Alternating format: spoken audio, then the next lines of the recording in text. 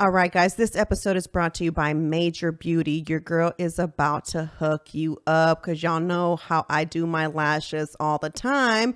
And Major Beauty is going to offer $20 off your initial full set of lashes. And the first 6 months, you can also use this promo code HERR20 and you can get $20 off your membership because she does offer membership services. So she not only does eyelashes, she also does permanent makeup, those new henna eyebrows. If you're not ready to go full force on the tattooing of the eyebrows, you can try them out by getting this henna stuff done. I haven't tried it because y'all know I got microbladed eyebrows, but I do use Kiana for my lashes. She is my new lash tech. I'm loving her. She's great and she's super duper professional and you're going to love her little studio. So check her out, The Major Beauty. Make sure you use promo code HERR20 to get a discount off your full set and your membership for the next 6 months, guys. What's up, guys? Welcome back to another Her Lounge podcast. If you are watching this on YouTube, I apologize for the look. I'll tell you why in just a second. But before we get started, you guys know I like to start with a positive quote. No pun intended. With the positive. We need it these days. Yeah. Negativity and positivity use up the same amount of energy. The difference is that one will drain you and the other one will fill you up. You goddamn right. Goddamn right. You were keeping that positive energy. That's exactly how I approached this. Let's see, I don't want to get flagged on YouTube, so I'm going to say this chupacabras. Okay, that's a new one. El chupacabras. Nice. We got el chango pox and we got el chupacabras. Yeah, so I got the chupacabras. All right. No, Rob didn't give it to me via Skype. I'm going to say I think I got it in California, only because I kept getting these alerts that I was in areas where I was being exposed, and I was like, oh, that's interesting. But I didn't feel anything until the day after Penny's birthday, and I only had a stuffy nose, and I just remember having a conversation that my sister-in-law said about somebody she knew, and they thought it was sinus, and then they never paid any mind to it, and then they ended up spreading it to everybody in their family. Ooh. So I decided to take a test that morning, and sure enough, I was positive. I'm going to tell everybody what I say every time someone says, how are you doing? I'm just going to say, muy bendecida, porque Cristo watches out for me. That's all I got to say. I didn't get that kind of reply when I asked myself how she's doing. It was just kind of like, fun, ... crickets, just good, let's move past it. What's next? Keep jinx. I just feel like, and I know no one means any, no one's trying to be a smart ass or being annoying or anything. I know everybody's just asking just sincerely to see how I'm doing, because I know that a lot of people have had this and just really were not well, So that's the reason why I honestly say blessed, because I'm blessed that I didn't get nothing more than a stuffy nose, sneezing, and coughing. Yeah, that cough might be the one thing that's residual the longest. Dawn's still dealing with it. It's been damn near 10 days now or so, and that dry, I just kind of have that that kind of thing, but she's got it's weird. She says when I get hot, I'll start coughing, and she'll start coughing like she's fucking choking, and water doesn't help, nothing helps, so she has to power through it. So that might be the only thing that might linger for you for a bit, is that cough. Yeah, so I do have this cough. I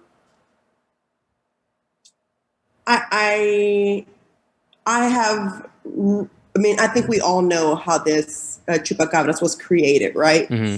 And I've really realized that it's more obvious now because, for starters, my husband continues to test negative, which I find odd, right? I have been isolated in my room, but I have had, I've come down to get food or, especially at night, the girls did get a slight pediatrician said it's a fever when it's over 101 or when it's 101, and they never reached 101. So they were 99. And Sunny made it to 100.1 at one point. And then after that, that was it for both of them. Penny seems to have a cough. And I know you guys are wondering if I've tested them. I have not. I just don't want to stick that stuff up their nose. I just don't. I think she's too little.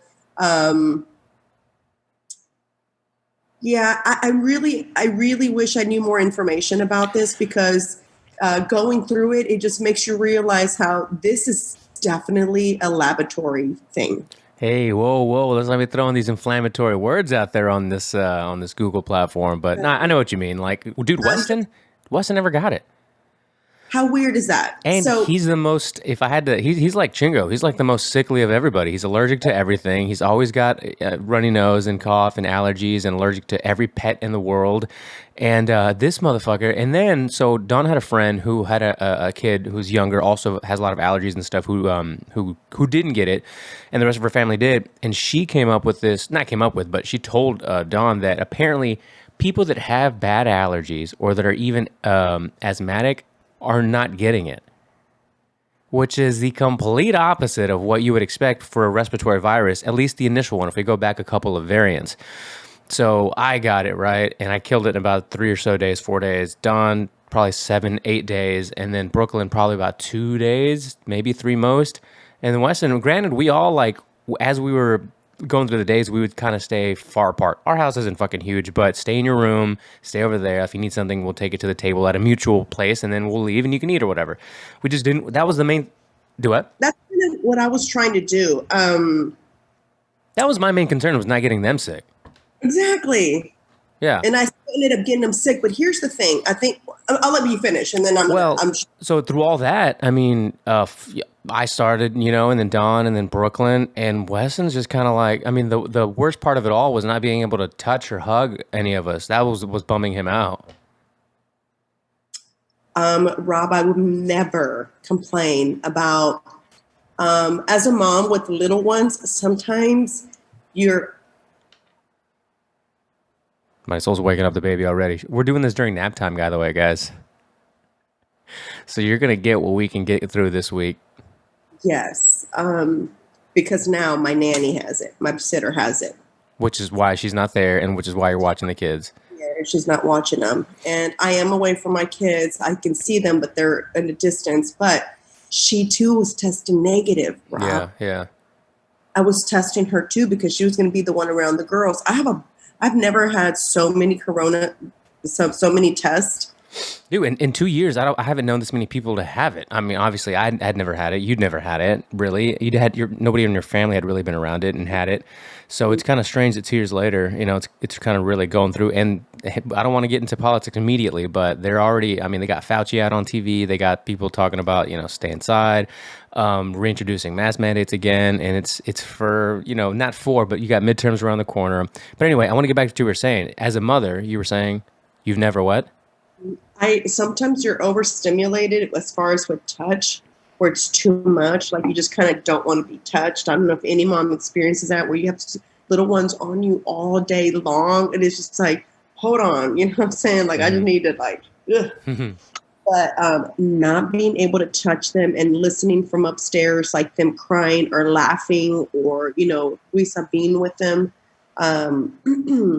It was a really weird feeling. Like, I told Pete yesterday, I said, I will never complain about my children being on me all the time. I was like, because this was the biggest challenge for me, was not being able to touch them, hug them. So Penny and I made a air hug, like, shake, you know what I'm saying? So we do elbows like this, and then it's funny, we've had to make it into kind of a joke situation, but this is really interesting. I had only heard of people having it, and, other people experiencing it. And I really am blessed. That's all I'm going to say. No, I really same. am blessed, and I'm thankful for it. And I'm thankful that if my girls, what they had that one night was a part of it, and they just got through it immediately. Penny's the only, Sunny is good. But Penny is the one that's got this little cough, and I've been giving her just like cough medication and stuff, but no fever.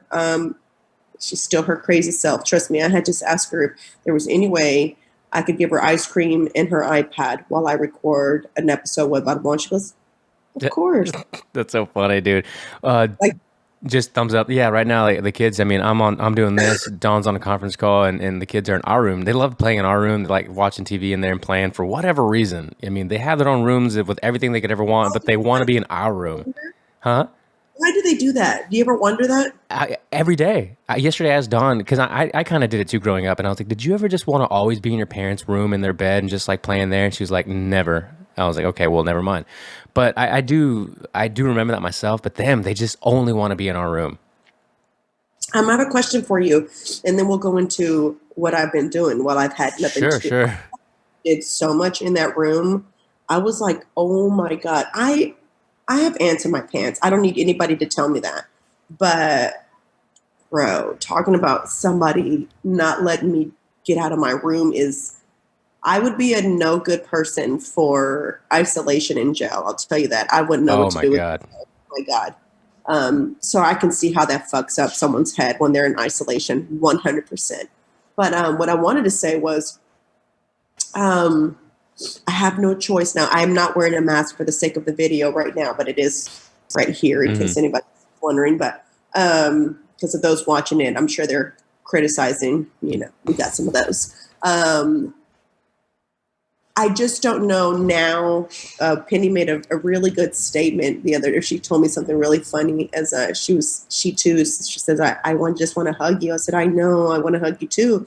And it was really like, my heart just broke when she said that. And then she said, well, if you're sick and I'm sick and Sunny's sick, then why can't we just be together? We're all sick. Daddy's not sick. And I was like, yeah, that kind of would be the thing that makes the most sense is that, well, if we're sick together, and why is this non-sickly ones around us? Because that's who we're going to get sick. It's very insightful for a 4-year-old.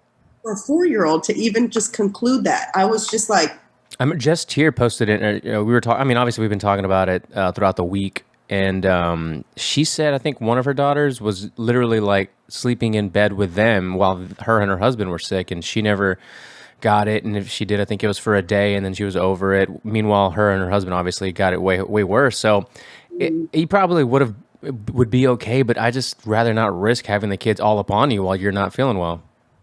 Same. And like I said, if I had to come down for whatever reason, because it's also hard, even though I was here, Pete had to go do stuff, like he went to go record with you, etc. It was probably best for him to be out of the house as much as possible anyway. And I just didn't, because Luisa was here and she's watching the girls, I also can't just say, Luisa, can you bring me? Yeah. You know what I'm saying? It's like, bitch, I'm taking care of 2 of your kids. I'm not sure, Bring, Luisa, bring. So she would text me and said, hey, there's food if you want to come down and eat it. You know what I'm saying? So there I go. I'd come down and get some soup or whatever she made, and then I'd come back upstairs. So, I mean, it's kind of hard. You know what I'm saying? If you don't have somebody. And, I had asked my mom if she could come tonight, because we're recording this on Friday, guys, which is, I know, I'm sorry, we're super late. A lot was going on. I just want y'all to know. And it's not that it's like, what does that have to do with me? I know, I get it. But this was unexpected. I was completely fine for Penny's birthday party. Completely fine. I had nothing. Absolutely nothing. I mean, Marissa was there. We were having a perfect conversation. Obviously, how we always get into politics and stuff. And so we were having a perfect conversation. The girls were playing. They looked so cute. Their little babies just playing together. It was adorable. You know what I'm saying? Mm-hmm. So it was like, and granted, it was funny though, because even though we were hanging out, she was sitting on the other end of a couch and I was over here because we were in the waiting area of this little jumpy place.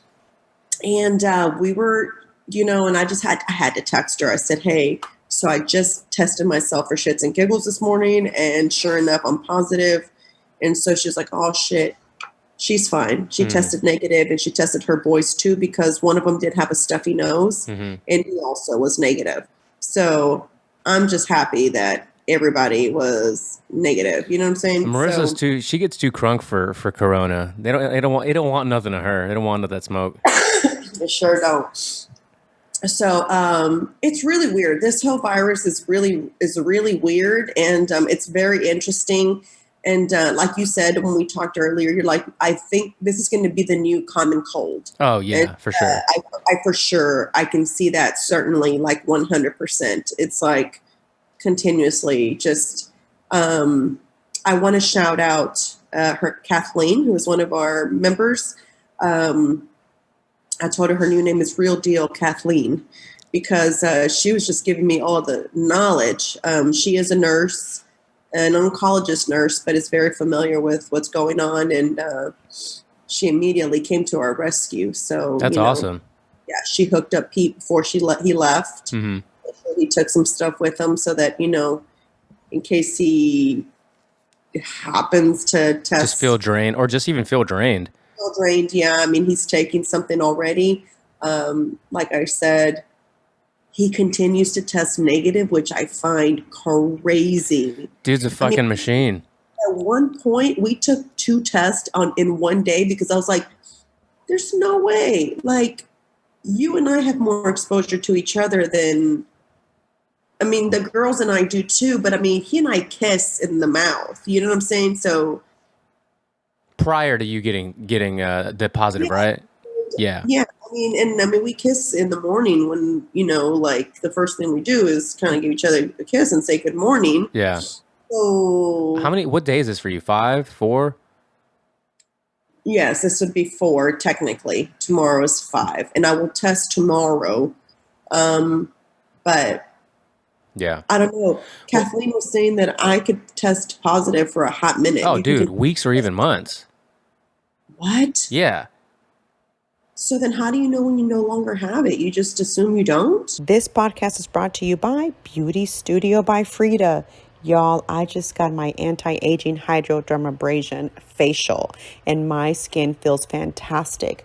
I got this crazy pregnancy mask, and I was told that the brown spots were not ever going to go away, but would get lighter. I didn't believe it either, but that day I actually left with those dark spots a tad bit lighter. And each time I'm going to continue to go, they'll get lighter. So I'm so excited about that. They offer all types of stuff here. I mean, I'm talking about threading, waxing, facials, permanent makeup, lash lifts, and a bunch more. They use top of the line equipment. They're super duper professional, and it's super clean. Guys, you have to book your appointment today. Make sure you tell them that we sent you. Use promo code HERR and get in touch with them today. Book your appointment at beautystudiobyfrida@gmail.com or call them 713-448-9164. I mean, this is going off of everybody that no matter what you read, or even Dr. Jeremy. Did you talk to him, by the way? Or you did? No, you didn't. Yet. Well, the new protocol, right, is 5 days of, I say quote unquote, quarantining, 5 days of quarantining, and then 5 days post with a mask if you're in public or work or offices or whatever. Obviously up to your own discretion, but that's what they recommend. So after 5 days, you're not supposedly contagious. So I think of it just like any other common cold or any kind of virus that you get, where the doctor says after so many days, like, you're no longer contagious. It's okay to be around people. So, I mean, I'll tell you off air. I mean, the reason the kids are here, it feel like for an extended summer is for that. But that's like other parents in the mix or whatever. But you're gonna. I mean, if you take a test next month, you'll probably still test positive, even though you clearly don't have it. Or I mean, you're not sick at least. So Kathleen just said, like, you're gonna basically have to base it on you. So I was looking. I've been reading about all kind of stuff, and yesterday, Rob, I a little bit had anxiety because I was putting Sunny to sleep, and it felt really weird. I don't know what that was going to do anyway, but her little crib that I have is like portable. You can move it. It was so far away, so it was like you were already around her, like, and you're wearing a mask. Why do you have the mask? So it's like if I would cough, I would like completely put I would slept with my, my mask up here. Yeah. You know what I'm saying? That way, if she woke up, I just went like this. Oh, right. If I coughed, I'd make sure I was under the blanket coughing. Yeah. You know what I'm saying? It was like, it's so weird how your like motherly instinct kicks in, and no matter how much like how asleep you are, you like know that you can't do something. But she, in our room, how we have that nook in the corner, like it's really far. That's where I had her. So it was kind of funny. And I was like, if she had something, she already had it and she's done with it because she's good now, right? Yeah. I'm not saying she's not able to get it again, but you know what I'm saying? Like, It's such a bummer for babies, man, because like my sister's daughter, my niece, my sister had it about a month ago, like a long time, probably about 6 weeks ago now. Her and her husband got it, or her and her boyfriend got it, and the baby ended up having it because she was running a slight, high fever, and you could just tell she was fussy and stuff, and she didn't feel good, or she looked tired and stuff. And that's all, like, you can't really give babies anything anyway. You can't give them, any kind of medication, right? Obviously. But like with Brooklyn or even Penny, like Brooklyn for those 2 days was like, "Ugh, my head feels weird. My head feels strange." And that they have a headache and a slight fever, and you can even explain that to them and they don't really know like why. So like by the third or fourth day when she clearly didn't have it anymore, I was like, "So how you feel?" She was already feeling fine. She's like, "Oh, I'm good. My head still feels a little weird though." And I'm like, "Does it though, Brooklyn? Does it?" She's like, "I think it does." When I would ask Penny how she was doing, she was like, my heart is fine, but my throat isn't. Why is that what she says? She's so damn cute. She was a trooper. Really, really, to be honest with you, she just had like a little slight fever. Like I said, Penny got up to 99 and Sunny got up to 100. And when I called the pediatrician said basically, she's like, you can bring her in, we're going to test her. And then I'm like, and then what are you going to give her? Well, there's not really nothing we can give her. Okay, well then, one, why would I let you test her, right? Mm-hmm. And then two, if what do you give them? So I just gave her Tylenol. One night is the night we gave it to her, and then we stayed on top of it, and then she was good. But while I was in there, I started watching this documentary. It's called "It's Pretty." It's on HBO Max. And it, how you're like was it last week, Rob, when we had this conversation and we were like, what did we say? We said, yeah, there's so much mystery and so much we don't know. You know what I'm saying? We just keep discovering things. Didn't you say something like? Yeah, something like that. I forgot what we were talking about though. And the reason I say that is because this thing called It's Pretty. Is it It's Pretty or Not So Pretty? Oh, Not So Pretty. There you go. Okay. On HBO Max. It's 3 different episodes. One has to do with makeup. One has to do with hair products. One has to do with like lotions and, stuff that we wear. So have you ever wondered why the majority of nail salons are Vietnamese women? Ooh, okay. I like where we're going with this. So the question was, why so many of them are Vietnamese owned? Mm-hmm. God, it's probably gonna be something simple, and I don't know. I don't know why. So, Melanie Griffin's mother, I forget what her name is. It's like Tip or Kip or something like that. She's the lady from Alfred Hitchcock's movie, The Birds. Right. Okay, so during that time when there was a lot of Vietnamese refugees that came here, they were staying in this camp in California. So she decided to go visit them, right, to see how she could help. Well, she went, and obviously she's coming in dolled up. And one of the ladies says, "Oh my God, I love your nails." And so she said, well, let me get my nail tech to come in and teach all of y'all how to do nails so that y'all can have a job, and this is something. So then her nail tech came in and started teaching all these women in this refugee camp how to start doing nails. And then from there, it was like the word spread for these Vietnamese women, like this is a way you can make a living, you can help your family survive. And so that's how they got into this industry. Wow. Craziest thing ever is this. So all the chemicals that they use obviously is super duper bad. I forgot what it is that has, but many women, Vietnamese women, and I guess they called it,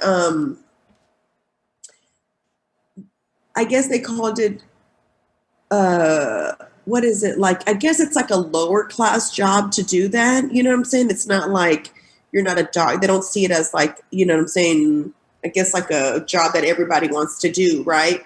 And so a lot of these chemicals, hence the nail polishes, all those have this chemical that they've breathed in this whole time.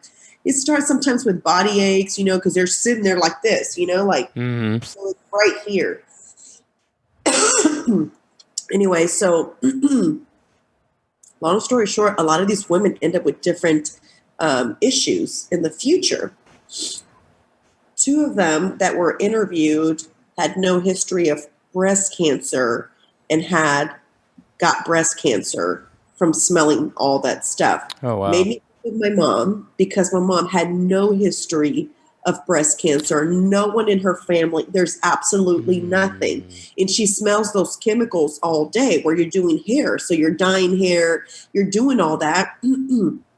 And the woman who decided to do research on this, it was because her mother died, and her mother was adamant that that had to be due to the nail polish, right? That she smelled for so many years.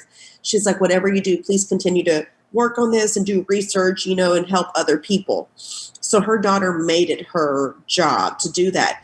And she discovered that there was absolutely no research out there about it. There was no one that had done anything about what happens to women who are exposed to, all these chemicals for so long. And so she started this whole Asian health center in California, where now manicurists, pedicurists, all these women in that industry can come in and get help, and they get checked and so forth to make sure that they're not being affected by any of these things. Wow, that's crazy. It's crazy. Now we're going to go into the makeup industry, which I know there's different people that say it different ways, but it's asbestos or asbestos. Everybody says asbestos. Yeah. Asbestos. Pete says asbestos. And I said, okay, well, whatever. They said it as asbestos. Anyway. Chingo's like Floyd Mayweather, I swear. So check out this crazy shit.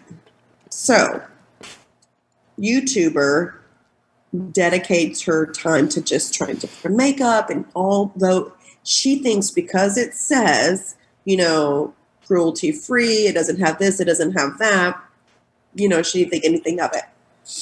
She started to get really sick out of nowhere, was just continuously getting sick. She couldn't figure it out. She said she felt like her stomach, somebody was tearing it apart. And then finally she went to go get checked, and she ended up testing positive for, or came back with mesothelioma. Is that how you pronounce it? Oh, yeah. From the makeup, Rob. So you put Isn't that a respiratory issue? It actually attacks the lungs. Yes, the outside of the lungs. Mm-hmm. Some of it is uncurable. Some people will never have any type of cure for it. And then you have to go through chemo too when you get this. So Johnson & Johnson is one of the main people that have this in their products. So anything that says talc in the back is your biggest, you know what I'm saying? That you shouldn't use this product, right? Because that stuff there's no way, what they explained was there's no way to separate the talc from the asbestos that's in it, right? They can't just give you the clean version. It's going to have, even if it's just a little bit, it's going to have it, right? Right. So it's basically a tumor of the tissue that lines the lung, stomach, heart, and other organs. So pretty much you're fucked. Damn. I have it pulled up. I want to watch the trailer just so people kind of get a better idea of what we're talking about. This looks really good. It's actually new too, right? It just came out. Mm-hmm. I'm sure this shit.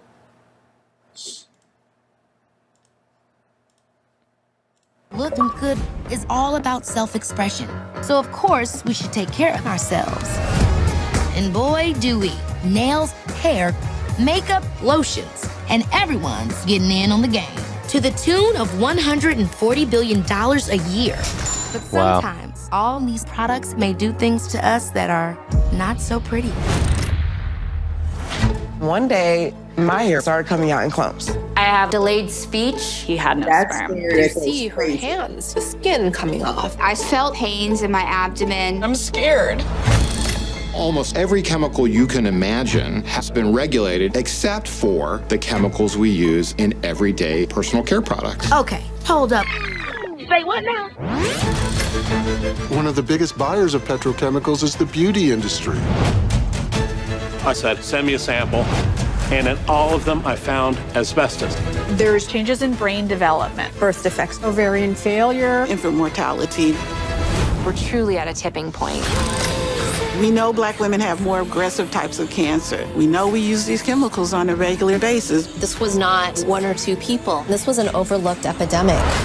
You would assume that whatever you're buying, because it's on the shelf, it's safe. Babies are being born pre-polluted. There is no one to protect us. It is one of the big crises of our times. Wow. It's crazy.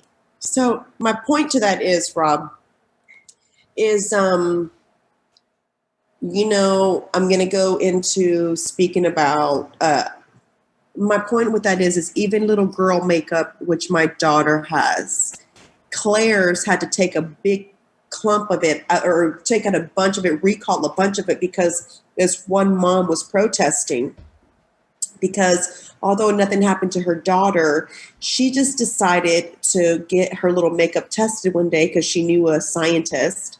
And sure enough, it all came back. So then they got friends. He got his friends, scientist friends, from Seattle, New York, all over, a bunch of different states to start testing just to see if it wasn't maybe just that one box that they happened to buy. You know what I'm saying? And sure enough, they all tested like with the highest amounts of asbestos. Here's the thing. So Johnson & Johnson is genius, Rob. In the early 60s, right, or whenever talc was the thing to do, baby powder, everybody used it. I'm sure your mom used it on you. Oh, yeah. I know it used on me for sure. And then you use it for so long. Well, there was an asbestos situation at one point, like in the 70s. And so then they changed their formula to be cornstarch. Okay. So then it was like, oh, they fixed it. Here's the thing. The FDA does not regulate where they have to test 100% of it. So for every X amount of thousands that they make, right, they only have to test a teaspoon of it, Rob. And if the teaspoon of it does not come back, it doesn't have it, then we're good to go. Now you can put asbestos free. And you can put all these other labels because the FDA just doesn't force it. They recommend it. Is that not awful? It's crazy. And that reminds me of, and I was trying to pull up the stat really quick while you were in the middle of talking, the organic labels you find on food are also, I mean, it's the same kind of nefarious approach to it. So, and what I'm going into is this, I always tell you guys, it's like, don't just believe what I say or Rob says or what anybody says. Like, do your own research, because as I was watching this documentary, Rob, it seems like they really try to promote to minorities. You talking about the makeup or? A lot of these products, especially Johnson & Johnson products. Okay. So they are all up in North America. They have not taken their products off with the asbestos. And they're all over Africa. So my point of that is why is the attack only on Black and brown people? I don't know. That's kind of a charged statement. Like, tell me what you mean by that. Tell me what did you extrapolate from that? Start with the jab. Mm-hmm. Who are they really trying to target for the longest? Why were they getting celebrities of color to promote? Why weren't Black people really down to get this, right? Mm-hmm. Hispanics were also questioning this, like, what? Why all of a sudden? So they were trying to push it. They were giving so many incentives to people who are what? Well, for one, uneducated. And two, people who are a little bit of a, you know what I'm saying, probably not so much middle class yet. They're kind of, so if you're giving somebody $200 gift card, you're like, fuck, hell yeah, I'm going to go get this little jab right quick. I'm going to get $200 for free. Shit. All right, I'll go do it. Right. It ain't free, G. It ain't free, G. Yeah. So, you know what I'm saying? So there's that. These products that Johnson & Johnson continues to make, right, even though they claim now that they have nothing, they're fine, right, are still being sold in predominantly areas where there's more colored people, Hispanics and blacks. And I just find it odd that the colored people, I'm not saying everyone, but we're the ones that kind of end up falling for the okie doke, because why would they do anything to harm us? Do you know how genius and smart Johnson & Johnson is? That they created this whole other company and filed it in Texas. And that is when you file your lawsuit, that's who you're filing it with. And you're not getting no money. Yeah, they have a shell company. They're shells for everything. That's the business way of doing it. They've got 40,000 lawsuits pending. And then you know what they did with those lawsuits? Oh, they filed that company bankrupt. So now, sorry that you've died, or sorry that your family member died. That company doesn't exist anymore. You know, there's so keep going.